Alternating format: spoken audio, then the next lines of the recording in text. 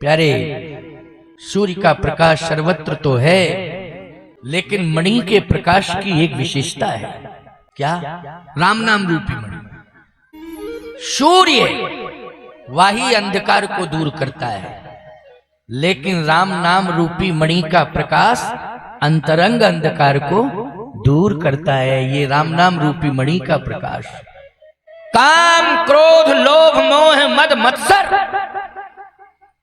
याद रखना, ये राम नाम रूपी मणि से ही दूर होते हैं, नहीं तो ये अंधकार किए हुए हैं और प्रभावित किए हुए हैं और पूरी तरह से अपना अस्तित्व जमाए हुए हैं। इसलिए हमारे अंदर अंधकार है और वही अंधकार हमें नेत्र होते हुए भी प्रभावित कर रहा है, क्योंकि हम नहीं पहचान पा रहे हैं कि हमारे माँ बाप हैं। अगर हम ये पहचाने होते माँ बाप हैं तो हम गालियां नहीं देते। बोलो, इसका मतलब है कि नेत्र तो हैं, लेकिन ये नेत्र पहचान नहीं करा पा रहे हैं कि माँ बाप को गालियां नहीं देना चाहिए, माँ बाप का सम्मान करना चाहिए। सावधान, माँ बाप स्वभाव से चाहे जैसे हो, गांव वाले लोग कुछ भी कह रहे हो, लेकिन संतान को तो माँ बाप को देवता समझना चाहिए और भगवान के रूप में मानना चाहिए। सामान्य इंसान कोई कुछ भी कहे, लेकिन नहीं, संतान को तो भगवान मानना ही पड़ेगा, मानना ही पड़ेगा। लेकिन आज काम, क्रोध, लोभ, मोह, मद, मत्सर जो डेरा डाले हुए हैं, इससे अंधकार अंदर आ गया है। इसलिए वही अंधकार नेत्रों में आ गया है। इसलिए वो अंधकार जो है पहचान नहीं करा पा रहा है कि मेरे सामने माँ बाप खड़े हैं, मेरे सामने चाचा ताऊ खड़े हुए हैं, मेरे सामने गांव के बुजुर्ग खड़े हुए हैं, मेरे सामने संत खड़े हुए हैं। ये पहचान नहीं करा पा रहा, वो अंधकार। लेकिन राम नाम रूपी मणि जिसकी जिह्वा पर आ जाएगा, याद रखना, उसके अंतस का अंधकार दूर हो जाएगा और वाणी में निर्मलता आ जाएगी, अमृतत्व आ जाएगा। और वाणी से जब भी शब्द निकलेगा उसमें अमृतत्व होगा, अमृत होगा, वचनामृत। उसी को क्या कहते हैं? वचनामृत। इसलिए हम सबको राम नाम से जुड़ना है। अच्छा, हम जुड़ने का एक तरीका बताएं। चाहे आप बच्चे हो, चाहे जवान हो और चाहे बूढ़े हो, अबाल वृद्ध नर नारी कोई भी हो, लेकिन हम एक बहुत सरल तरीका बता रहे हैं आपको।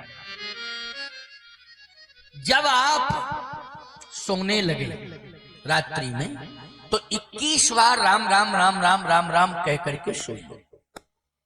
कितने बार? 21 बार कम से कम। राम राम राम राम राम राम राम राम सो जाइए।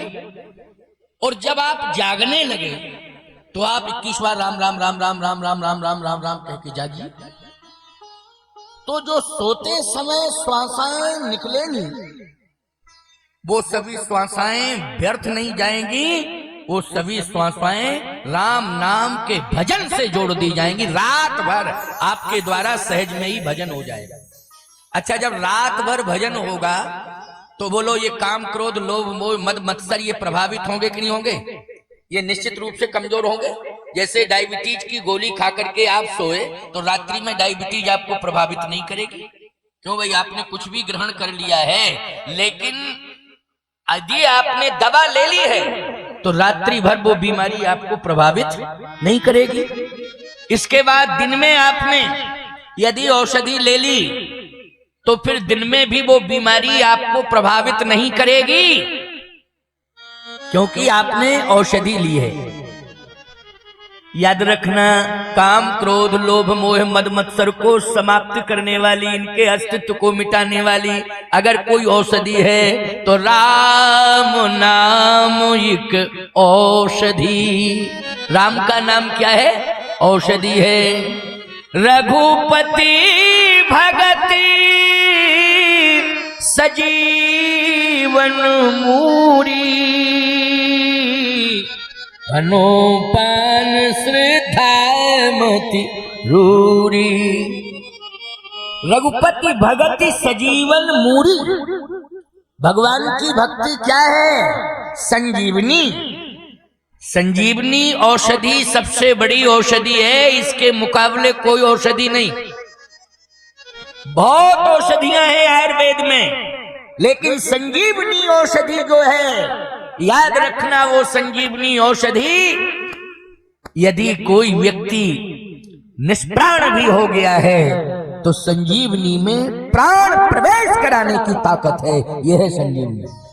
लेकिन आपको बतावें, इस कलिकाल में संजीवनी बूटी कहां खोजने जाओगे? प्रमाण है कि संजीवनी बूटी द्रोणागिरि पर्वत पर है। अब बोलो भाई, द्रोणागिरि पर्वत पर जाओ, अच्छा जले भी जाओगे, मान लीजिए आजकल तो सारे के सारे रास्ते मोबाइल फोन बता देता है। क्यों? अभी आप गूगल में सर्च करोगे कि द्रोणागिरि पर्वत की दूरी और दिशा, तो तुरंत बता देगा गूगल। क्यों भाई? परंतु पहुंच जाओगे। लेकिन मैं आपसे एक बात पूछ रहा हूं, क्या आप संजीवनी खोज पाओगे? बोलो। जब हनुमान जी नहीं खोज पाए तो तुम्हारी क्या क्षमता? जब हनुमान जी नहीं खोज पाए तो तुम्हारी क्या क्षमता? देखा सैलन औषधि चीना, तो सहसा गिरि उपार कपि लीना। हनुमान जी नहीं पहचान पाए तो हनुमान जी ने जय श्री राम कह करके पूरा द्रोणागिरि पर्वत उठा लिया। अब तुम में क्षमता है द्रोणागिरि पर्वत उठाने की? बोलो, बताओ बताओ। थोड़ी सी जरा ताकत लगा दोगे तो रीढ़ की हड्डी ही चली जाएगी। जिंदगी भर कोमा में रहोगे, न चल पाओगे न फिर पाओगे। लेकिन हनुमान जी नहीं पहचान पाए संजीवनी बूटी को, जो हनुमान जी महाराज ज्ञानी नामक गृगंडम है, लेकिन वो नहीं पहचान पाए। तो तुम में क्षमता है, ताकत है कि तुम संजीवनी पहचान लो, पर्वत उठा नहीं सकते हो। इसलिए आज यदि वर्तमान में कोई संजीवनी है तो प्यारे तुम्हारे घर के अंदर है, बस थोड़ा सा समर्पण की जरूरत है। रघुपति भगति सजीवन मूरी, यदि राम राम राम राम कहना शुरू कर दो तो तुम्हारी जिह्वा पर ही संजीवनी बूटी आ जाएगी प्यारे, और तुम्हारे समस्त विकारों को दूर कर देगी। इसलिए तुम्हें द्रोणागिरि पर्वत पर जाने की जरूरत नहीं है। आप कहो महाराज पर्वत पे ही मिलती है, तो घर में पर्वत है। ग्रह कारज नाना जंजाला, उते अति दुर्गम सहल विशाला। बोलो भाई, प्रमाण है कि नहीं? तुम्हारे घर ही में जंगल है, तुम्हारे घर ही में पहाड़ है। ये चौपाई बोलो रामायण की है कि नहीं? ये रामायण की तो है चौपाई। ग्रह कारज, ग्रह कारज नाना जंजाला, ग्रह कारज नाना जंजाला, ग्रह कारज नाना जंजाला, ग्रह कारज नाना जंजाला, तेयति दुर्गम शैल विशाला, अति दुर्गम शैल विशाला, रघुपति भगति सजीवन मूरी, रघुपति भगति सजीवन मूरी, अनुपम श्रद्धा तिरूरी, अनुपान तिरूरी, रघुपति भगति सजीवन मूरी। घर में ही पहाड़ है, समस्याओं के पहाड़। बोलो, हर घर में कौन से पहाड़ हैं? समस्याओं के पहाड़। अच्छा बोलो, इस बात को स्वीकार कर रहे हो तुम कि नहीं कर रहे हो? समस्याओं के पहाड़, छोटी मोटी समस्याएं नहीं, पहाड़ जैसी समस्या। तुम बर्दाश्त नहीं कर पा रहे हो उन समस्याओं को, इतनी कठिनाई है ना? अच्छा, आप कहोगे महाराज समस्याओं के पहाड़ हैं। गृहस्थी में, गृहस्थी का जो जंजाल है यही जंगल है। बोलो भाई, जंजाल क्या है? यही तो जंगल है, और उसमें जो समस्या है यही पहाड़ है। अब बोलो किसकी जरूरत है? रघुपति भगति सजीवन मूरी, भगवान की भक्ति रूपी संजीवनी की जरूरत है। और भक्ति कहां से शुरू होगी? जब हम भगवान के नाम से जुड़ेंगे तब राम की भक्ति हमें मिलेगी। हनुमान जी सबसे बड़े राम भक्त हैं, इनसे बड़ा कोई दुनिया में राम भक्त नहीं है। लेकिन इन्होंने राम भक्ति कैसे की है और ये सबसे बड़े राम भक्त कैसे बन गए हैं? गोस्वामी जी कहते सुमिरि पवन सुत, सुमिरि पवन सुत पावन नामू, ओ अपने बस करी राखेउ राम।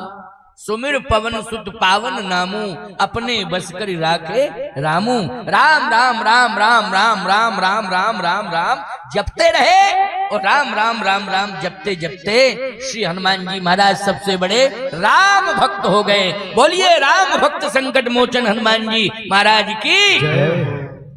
तो आप सब अभ्यास करिए, क्योंकि इसमें कोई दिक्कत वाली बात नहीं है। राम राम राम राम राम राम कह करके सो जाइए और राम राम राम राम कह करके जाग जाइए। अपने बच्चों में, बेटियों में, बहुओं में, घर के सभी सदस्यों में कि भाई सोना तो सबको है, लेकिन राम राम राम राम कह करके सोना है। बोलो भाई सोना सबको है, लेकिन ये राम राम राम राम कह करके सो जाओ तो क्या दिक्कत है? कोई परेशानी नहीं। लेकिन आजकल लोग मोबाइल देख करके सोते हैं। ये मोबाइल फोन, ये सबसे खतरनाक नशा, इससे बड़ा नशा दुनिया में कोई दूसरा नहीं लग रहा है प्यारे। ये खतरनाक नशा है। मैं आपको एक बात बताऊं, ये मोबाइल इतना खतरनाक नशा हो गया है कि आज लोग दिन हो और चाहे रात हो, लेकिन मोबाइल नहीं छोड़ पा रहे। अच्छा एक बात बताओ, मोबाइल फोन अगर थोड़ा सा 2-4-5 मिनट के लिए कहीं नजर से ओझल हो जाए, कहां गया कहां गया, कहां गया, यही तो था। अरे राम राम राम राम, है मोबाइल चला गया, तुम्हारे प्राण चले गए क्या? है प्राण चले गए तुम्हारे? खबरदार, ये आवश्यकता की चीज है, आवश्यकता का यंत्र है। जब आवश्यकता पड़े तभी इसको यूज करो, वरना अधिक आप यूज करोगे तो निश्चित रूप से आपका मन मस्तिष्क प्रभावित हो जाएगा। इस बात को सुन लीजिए, प्रभावित हो जाएगा। अच्छा एक बात बताओ, भोजन में नमक आवश्यक है? बोलो आवश्यक है कि नहीं? लेकिन ज्यादा डाल दो तो ब्लड प्रेशर हाई। बोलो भाई, ब्लड प्रेशर हाई, पूरा संतुलन दिमाग की गड़बड़। बोलो अस्पताल चले जाओगे। क्यों? नमक आवश्यक है कि नहीं? नमक बहुत आवश्यक है। नमक की कमी हो जाती है तो शरीर प्रभावित हो जाता है। ग्लूकोज दे दो, ये दे दो, वो दे दो, नींबू का पानी पिलाओ, ये करो वो करो, है ना? लेकिन नमक की मात्रा है, आवश्यकता जितनी है उतना ही हमें उसको स्वीकार करना है, उतना ही ग्रहण करना है। यदि हमने कहीं ज्यादा ग्रहण कर लिया तो हमारा स्वास्थ्य प्रभावित हो जाएगा, हम बीमार हो जाएंगे, हम ब्लड प्रेशर के मरीज बन जाएंगे। अच्छा बोलो भाई, संतुष्टि के लिए थोड़ा मीठा लेना जरूरी हो जाता है। क्यों? भोजन किया आपने तो कहा थोड़ा सा मीठा मिलना चाहिए। सबसे पुराना मीठा था गुड़, गुड़ लेते थे, लेना भी चाहिए था थोड़ा सा, लेकिन अब वो गुड़ तो पता ही नहीं चल रहा है कहाँ चला गया। पूरा गुड़ जो है शराब में झोंक दिया। क्यों भाई? है नहीं? गन्ना का रस, गन्ना जो सड़ा गला था सब चला गया उसी में। गुड़ सड़ा गला के उसको बर्बाद कर दिया लोगों ने। लेकिन गुड़ औषधि है, थोड़ा सा लेना पड़ता था। लेकिन यदि आपने वही गुड़ की मात्रा ज्यादा कर दी या किसी मावा की खोवे की मिठाई की मात्रा ज्यादा कर दी तो बोलो आप रोगी हो जाएंगे कि नहीं? डायबिटिक हो जाएंगे कि नहीं हो जाएंगे? आप परेशान हो जाएंगे, जिंदगी मौत की लड़ाई लड़ेंगे। मात्रा क्या चाहिए? मात्रा। नमक में भी मात्रा, शक्कर में भी मात्रा, इसलिए मात्रा होनी चाहिए। तो ये यंत्र होना चाहिए, लेकिन इसको समय समय पर यूज करना चाहिए, आवश्यकता के अनुसार यूज करना चाहिए। आज लोग मोबाइल देखते देखते सो जाते हैं। सो जाते हैं कि नहीं सो जाते हैं? मोबाइल देखते देखते सो जाते हैं और सुबह चाय चाय चाय चाय कह के जग जाते हैं। यही कंडीशन है कि नहीं? चाय चाय, सुबह जगे तो चाय चाय चाय चाय चाय चाय कह के जग जाते हैं। मोबाइल देख करके सोए और जगे तब चाय चाय कह करके जगे। अच्छा, जब चाय चाय कह के जगोगे तो चाय का काम क्या है? चाय का काम, ये जो आप संतुष्टि समझ रहे हो ना कि चाय से हमें संतुष्टि मिल जाती है, प्यारे कम से कम इतना तो विचार कर लो कि सुबह जागो तो केवल हमारे यहाँ औषधियों में अगर सुबह पेय पदार्थ अगर कोई है, ब्रह्म मुहूर्त में पीने वाला पदार्थ केवल जल है। बोलो क्या है? बोलो जल है। सबसे पहले जल पिया जाता है। लेकिन अब जल न पी करके लोग क्या पी रहे हैं? चाय पी रहे हैं। अच्छा, वो सुबह का ब्रह्म मुहूर्त का फर्स्ट जल अमृत है और सुबह सुबह की चाय हम कह रहे हैं स्लो पॉइजन। मानो ना मानो ये अलग बात है, तुम्हारी विश्वास नहीं मानना है तो ना मानो, लेकिन सुबह सुबह आप जागते ही बेड टी ले रहे हैं, चाय ले रहे हैं, ये स्लो पॉइजन है। और यदि आप जागते ही जल ले रहे हैं, ये अमृत है आपके लिए। देखने में जल है लेकिन है अमृत आयुर्वेद की दृष्टि से। लेकिन आज हम अमृत को नहीं स्वीकार करना चाहते हैं। आज तो हम ऐसा पेय पदार्थ लेना चाहते हैं जो हमारे शरीर को, बुद्धि को प्रभावित कर रहा है।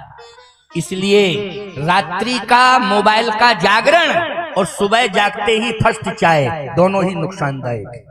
बस समझ लेना इस बात को, ज्यादा हमें कहने की आवश्यकता नहीं है। रात्रि को मोबाइल ज्यादा देर तक देखना और सुबह जागते ही चाय पीना, ये दोनों स्लो पॉइजन है, दोनों ही हमें प्रभावित कर रहे हैं। इसलिए आपको इस पर विचार करना पड़ेगा।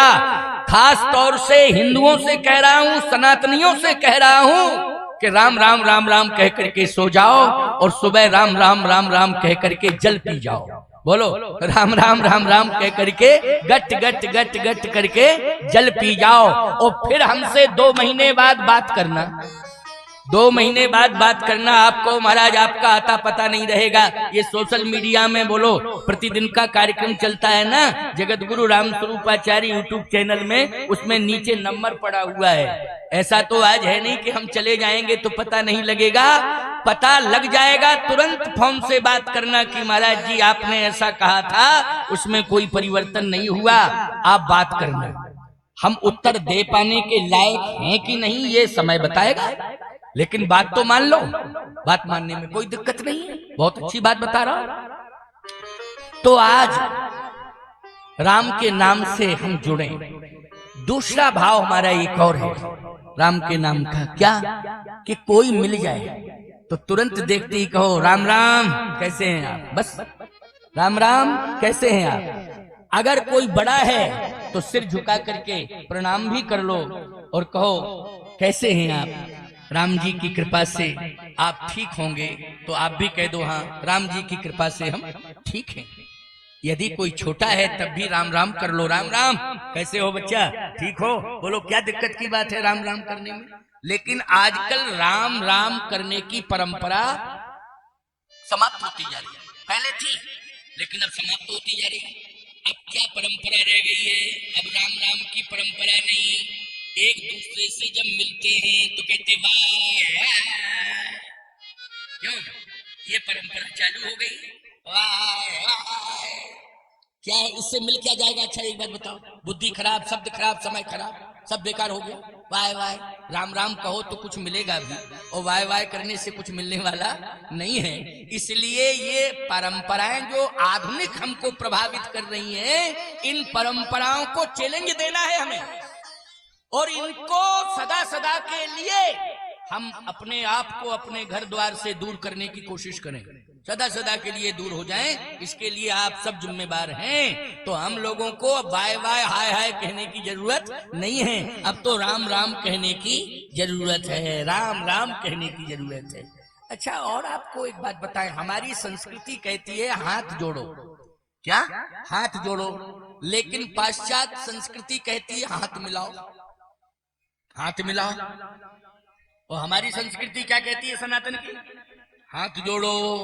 बोलो यही संस्कृति है कि नहीं? हाथ जोड़ने की संस्कृति है। जड़ चेतन जग जीव जत सकल राम मैं जान, ओ बंदो सबके पद कमल सदा जोर जुग पान।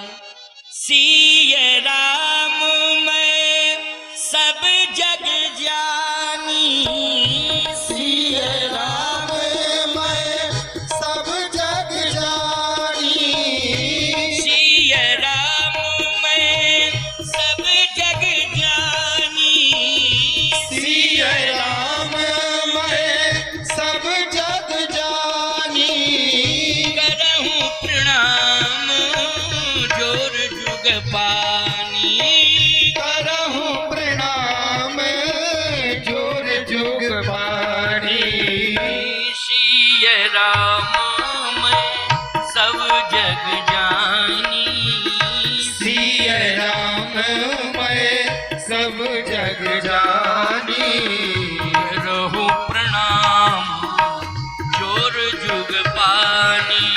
करहूं प्रणाम जोर जुग पानी। करहूं प्रणाम जोर जुग पानी। बोलो ये परंपरा है नहीं, रामायण कह रहा हूँ, राम कथा, रामचरितमानस की कथा, हाथ जोड़ने की परंपरा है।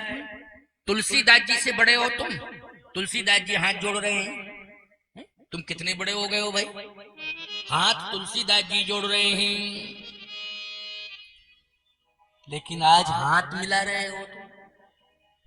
अच्छा, अब तो मिलाने के साथ साथ हिलाने की भी परंपरा हो गई। ऐसे ऐसे ऐसे ऐसे करते नहीं, ऐसे ऐसे। आजकल नेता लोग ज्यादा करते हैं ऐसे ऐसे। जनता के सामने आएंगे तो यही मुद्रा, मतलब वो कहता है नेता हम तुम्हारे नहीं हैं, तुम चक्कर में मत रहना। अच्छा, जनता भी हाथ हिलाती, हम भी तुम्हारे नहीं हैं, हम भी तुम्हारे नहीं हैं, छुट्टी दोनों तरफ से। नहीं नहीं नहीं, हमारे यहाँ हाथ जोड़ने की परंपरा है, हाथ मिलाने की हिलाने की परंपरा नहीं है, हृदय मिलाने की परंपरा है। हम लोग हृदय से हृदय मिलाते हैं, हृदय मिलाने की परंपरा है, वो हाथ जोड़ने की परंपरा है, हिलाने और मिलाने की परंपरा नहीं है। इस बात को ध्यान से सुन लो। समझ रहे हो कि नहीं? तो आज हमको थोड़ा सा विचार करना पड़ेगा, अपनी परंपरा से जुड़ना पड़ेगा। ये हाफ टोपी वाले, गोल वाले, बोलो ये यही तो करते हैं, यही करते हैं कि नहीं करते? मुझे लगता है कि इन्होंने ये परंपरा डाल दी क्या? खबरदार, जो हमारी पुरखों की परंपरा है, हमारे शास्त्रों की परंपरा है, हमारे सनातन धर्म की परंपरा है, हमें उसी परंपरा को स्वीकार करना है, उसी पर चलना है। यही संकल्प हमें लेना है, ये संकल्प हमारा होना चाहिए। आज परेशान क्यों हो तुम?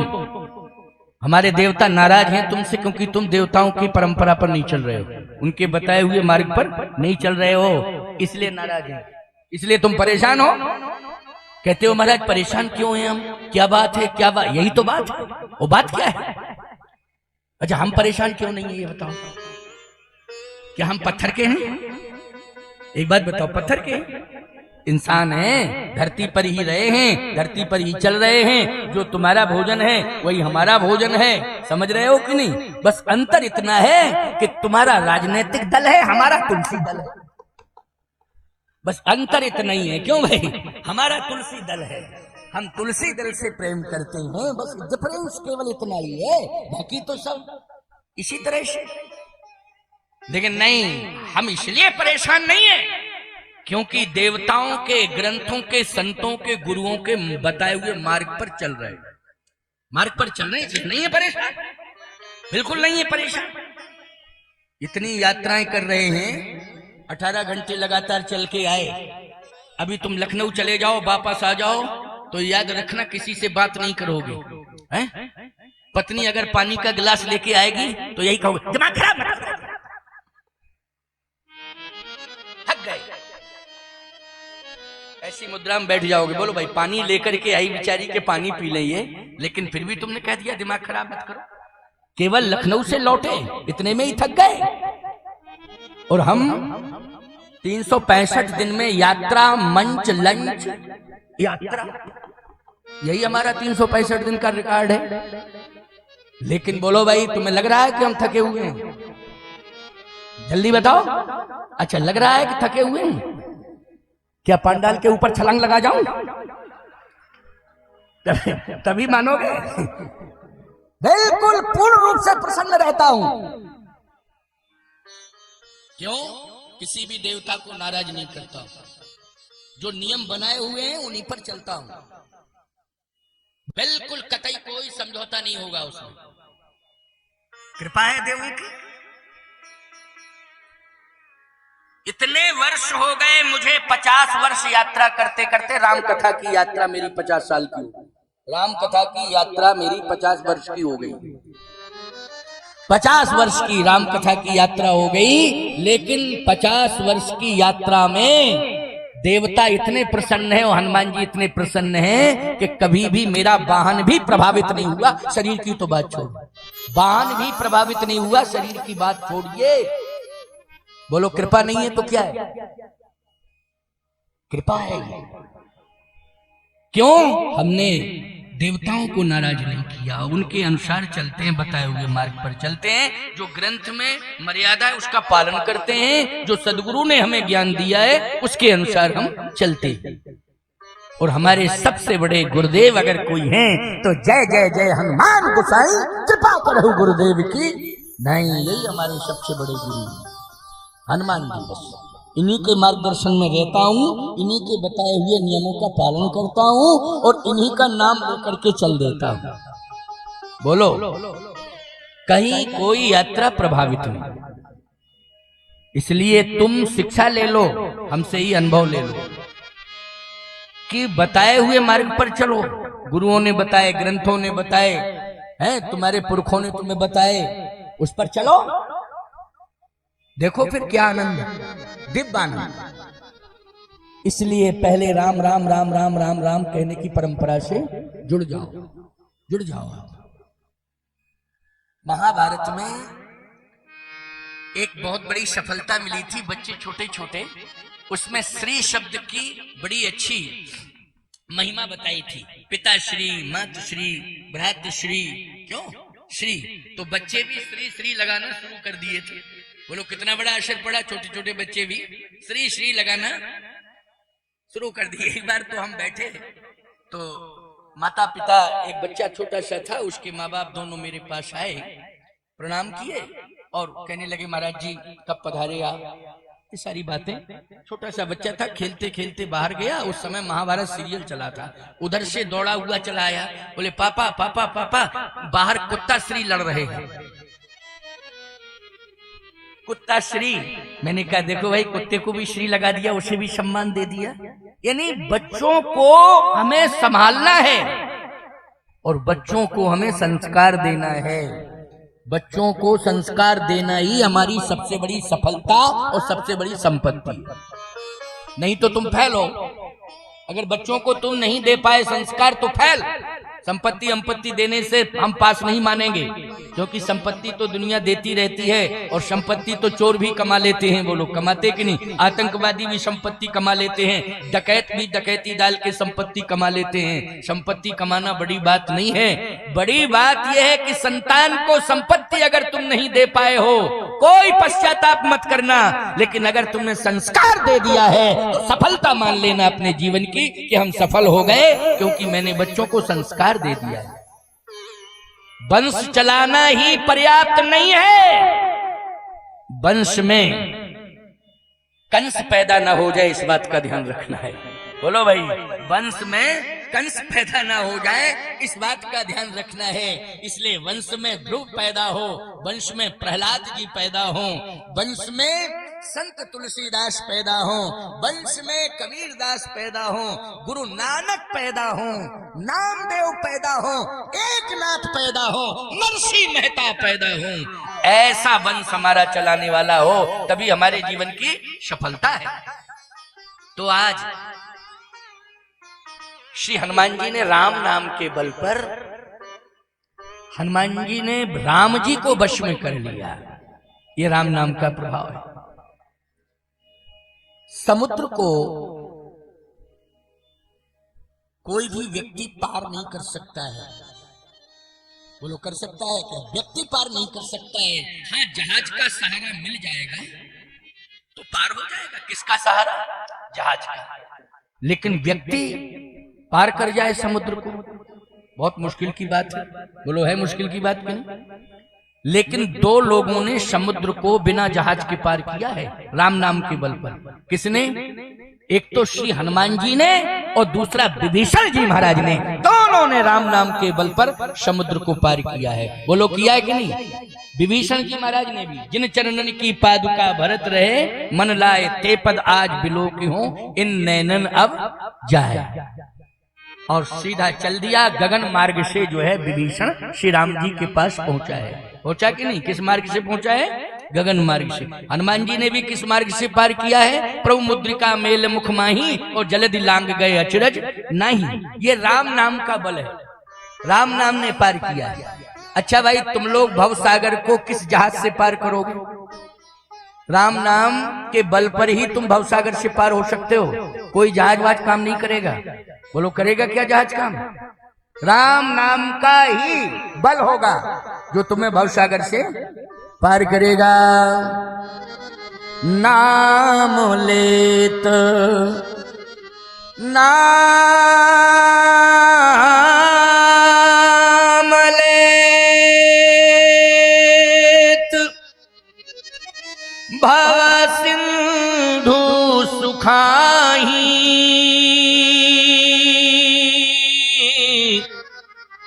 करहु विचार सुजन मन माही। नाम लेत भव सिंधु सुखाही और करहु विचार सुजन मन माही। नाम की इतनी बड़ी महिमा है।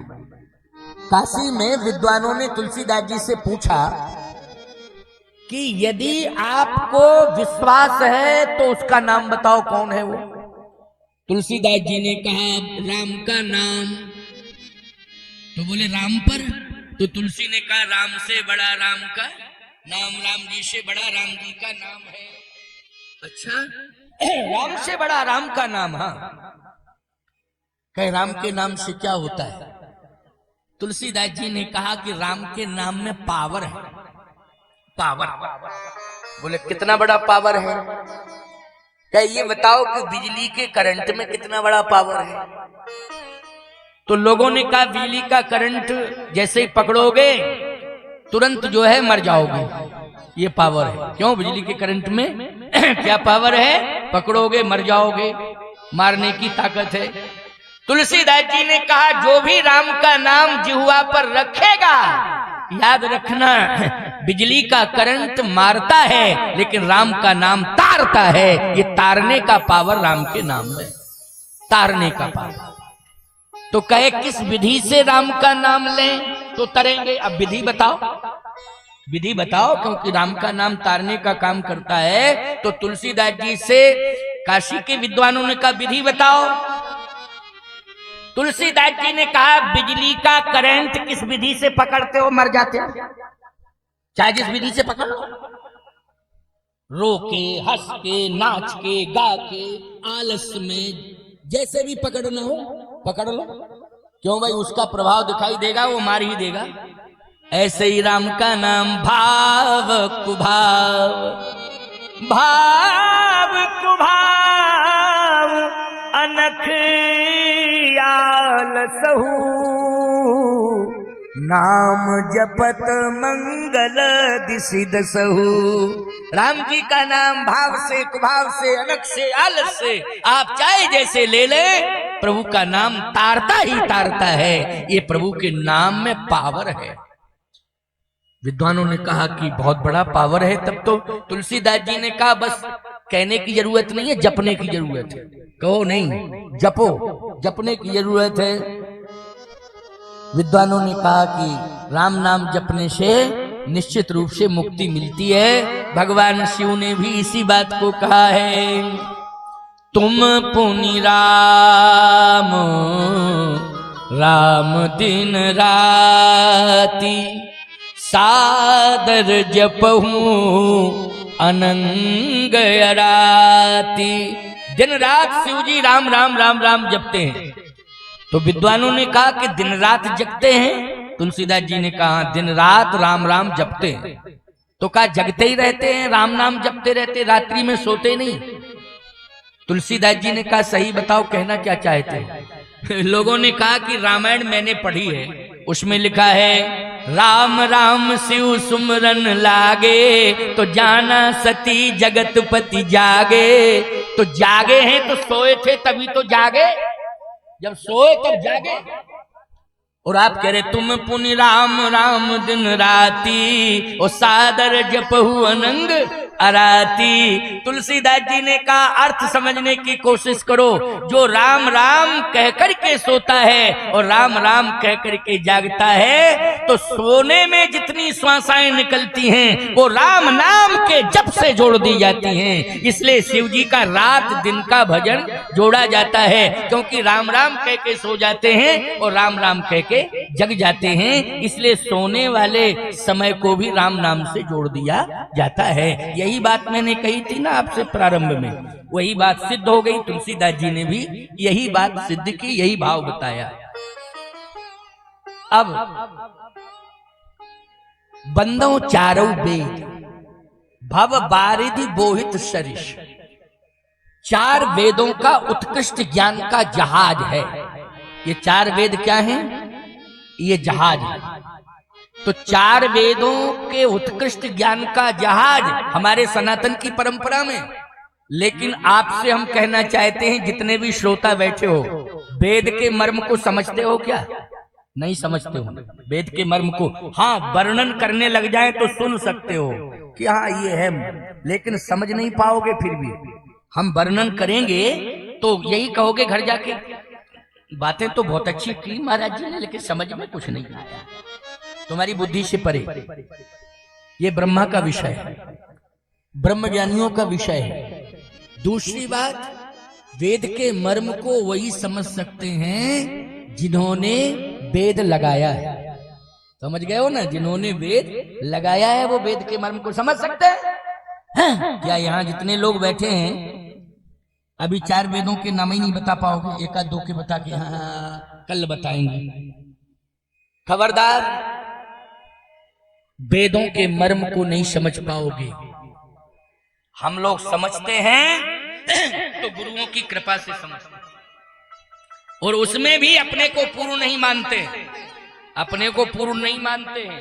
बस कुछ प्रसाद मिल गया, बस उसी को हमने अंदर धारण कर लिया, कुछ प्रसाद। लेकिन सावधानी से मेरी बात को सुनना, अगर वेद रूपी वेद रूपी जहाज में बैठ करके आपसे कह दिया जाए कि भवसागर पार करो, तो कभी नहीं कर पाओगे, कभी नहीं कर पाओगे भवसागर पार, क्योंकि वेदों को आप समझ नहीं सकते हो।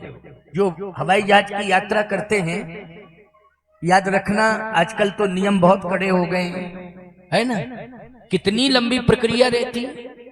हिंदुस्तान में तो सरलता से कर लोगे, लेकिन हिंदुस्तान के बाहर जाओगे तो बोलो कितनी जांच पड़ताल होती है, कितने नियमों का पालन करना पड़ता है। भले ही तुम पासपोर्ट बनवा लो, लेकिन वीजा मिल जाए तब तो है, जाने की अनुमति मिले तब अलग बात है। कहने का तात्पर्य मेरा ये है, लेकिन एक सरल उपाय हम आपको बता रहे हैं।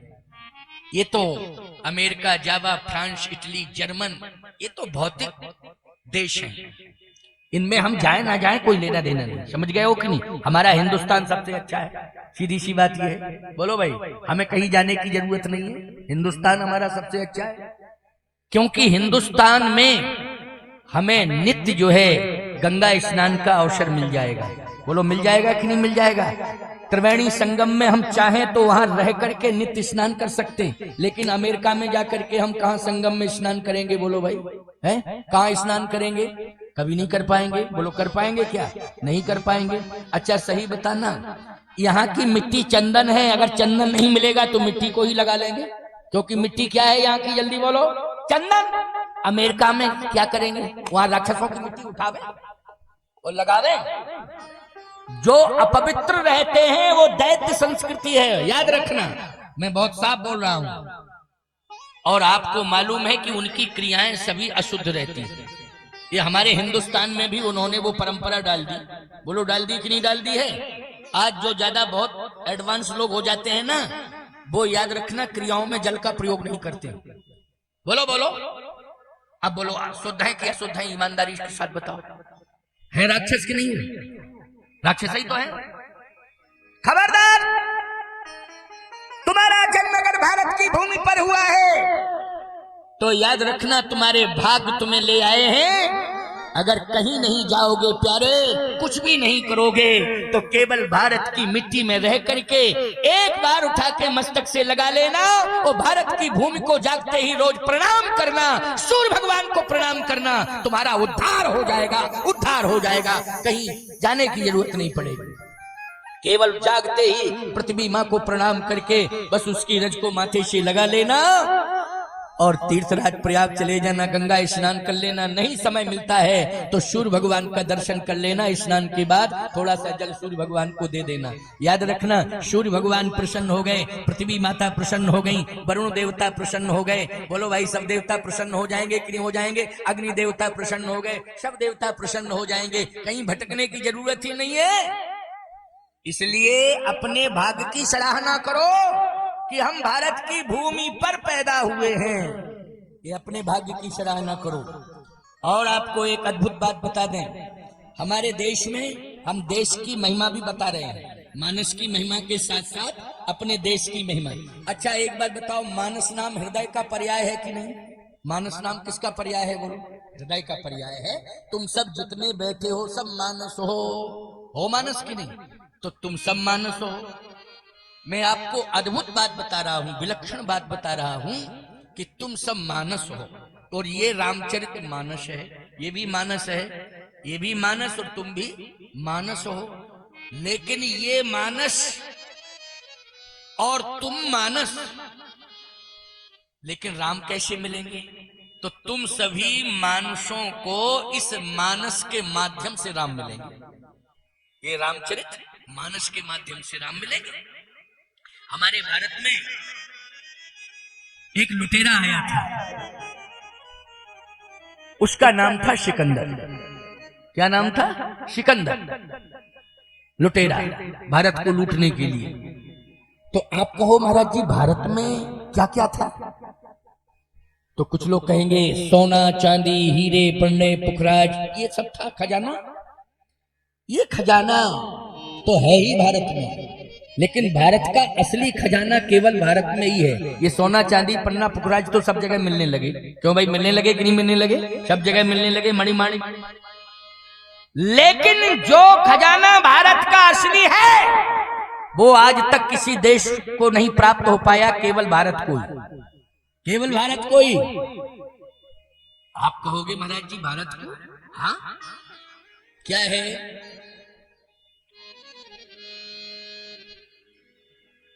गंगा, गीता, मानस। बोलो कहां? भारत में। गीता का जन्म कहां हुआ? कुरुक्षेत्र में हुआ ना।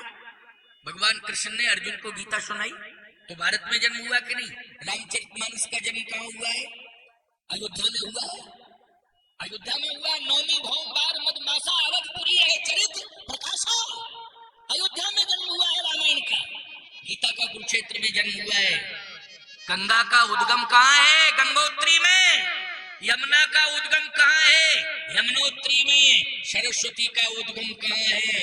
हिमालय में। बोलो है कि नहीं? वहीं से निकली है सरस्वती भी, गंगा भी वहीं से निकली है। उसी भूखंड से यमुना निकली है। बोलो निकली है कि नहीं? कहाँ है उद्गम स्थल? भारत में। बोलो है भारत में कि नहीं? ये सबसे बड़ी उपलब्धि, ये सबसे बड़ा खजाना है। तो सिकंदर जब आने लगा लूटने के लिए भारत को, तो उसके जो मार्गदर्शक थे ना, वो थे सुकरात जी, दर्शन शास्त्र के बड़े ज्ञानी थे। सुकरात ने कहा कहां जा रहे हो? कहा भारत में जा रहा हूं। क्यों? बोले बहुत माल है भारत में, लूट के लाऊंगा, सोना चांदी हीरे पन्ने पुकराज। सुकरात ने कहा इसका मतलब यह है कि तुम अभी भी भूल कर रहे हो। अगर तुम्हें भारत से लाना ही है तो जो मैं बता रहा हूं वो लाना, वो असली खजाना है। क्या है? सिकंदर ने कहा सुकरात से, भारत को तुम जाना, भारत को तुम जाना, लेकिन भारत से एक ज्ञानी गुरु लाना। प्रभावित करना एक महात्मा को और प्रभावित करके तुम ले आना तो सफलता मानी जाएगी कि तुम कुछ खजाना लेकर के आए हो, क्योंकि ज्ञान का खजाना उसके हृदय में भरा है। अच्छा और क्या लाए?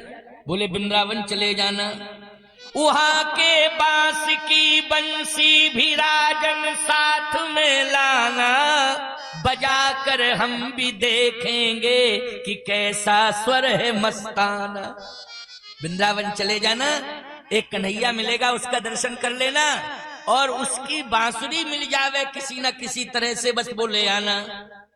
ऐसी बांसुरी बजती है कि सिकंदर तेरे अंदर के सारे अंधकार दूर हो जाएंगे। है सिकंदर, तेरे अंदर के सारे अंधकार दूर हो जाएंगे। ऐसी बांसुरी है वो ब्रजभूमि में कन्हैया के पास। अगर लाना तो वही लाना। बोलो ये उपलब्धियां हैं। और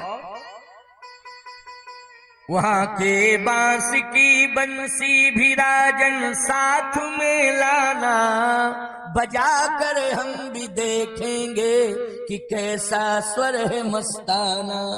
हमारे वास्ते गंगा जल भी ले आना, जिसे पी करके ऋषि मुनियों ने गहरे तत्व को जाना, जिसे पी करके ऋषि मुनियों ने गहरे तत्व को जाना। हमारे वास्ते लाना अमर बेला कमल गीता, राजन भूल ना जाना कहानी राम और सीता, राजन भूल ना जाना कहानी राम और सीता। वहां रामचरितमानस है, वहां गीता है, वहां गंगा जल है, त्रिवेणी संगम का जल है। ये सब मेरे लिए लाना, तब हम मानेंगे कि तुम सफल हो गए हो, तुम्हारी यात्रा भी सफल हो गई। तो बोलो ये खजाना केवल भारत में है कि अन्य देशों में है? ये भारत में है, भारत के अलावा कहीं नहीं है। इसलिए आप यदि भारत में पैदा हुए हो तो अपने आप को भाग्यवान मानो, लेकिन भारतीय संस्कृति सनातन संस्कृति को अगर तुम स्वीकार नहीं कर पा रहे हो तो ये सौभाग्य गंवा रहे हो, दुर्भाग्य से जुड़ रहे हो। और दुर्भाग्य लेकर के अगर जाओगे तो याद रखना दोबारा तुम्हें ये शरीर नहीं मिलेगा, ये मानव का चोला तुम्हें नहीं मिलेगा, केवल पश्चाताप ही तुम्हारे हाथों में रह जाएगा। इसलिए हम अपनी परंपरा पर बलिहार जावें और अपने ग्रंथों और संतों की, गुरुओं की जो हमारी गाथाएं हैं, उनके द्वारा दिए हुए जो ज्ञान है, उस ज्ञान के अनुसार हमारी रात्रिचर्या और हमारी दिनचर्या होना चाहिए।